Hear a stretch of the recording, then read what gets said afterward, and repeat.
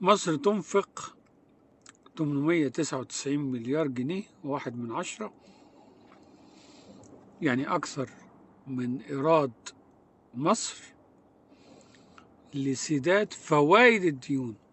ده مش لسداد الديون، لسداد فوائد الديون. متخيلين حجم الكارثة؟ مش متخيلين. بس فالح السيسي شغل لجان تهاجمنا وتشتمنا، ولما نتكلم على حاجة من الخيانات اللي بيعملها يحولنا محاكم جنائية ومحاكم أمن دولة. طيب، انت ناوي تغرق مصر لغاية امتى يا سيسي؟ يعني انت مش عايزها تتنفس خالص؟ مش عايزها تنفس؟ انت مش بتسدد الديون. ده مش الديون او جزء من الديون اللي انت بتسدده مقابل دخل ايرادات. لا، انت مش عارف اجيبها لكم ازاي.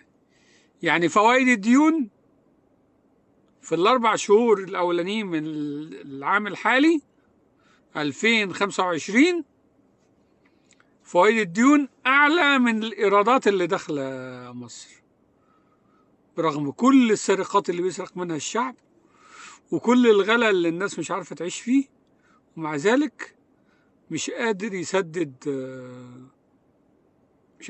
فوائد الديون. هو مش قادر، هو مش عايز، لأنه هو جاي لتدمير مصر، جاي لخراب مصر، جاي لخنق مصر بالديون، تكبيلها بديون وبيع يا عواد، بيع. وما بيبيعش غير أهم حاجة: مواني، مدن ساحلية، المواقع الاستراتيجية. مش مهم، المهم عنده إن الكيان إخواله بلده الرئيسية تبقى في أمان ومصر تغرق للأبد.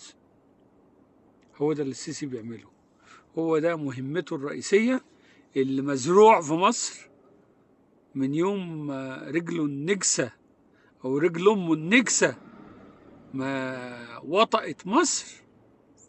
هي دي مهمته، تدمير مصر.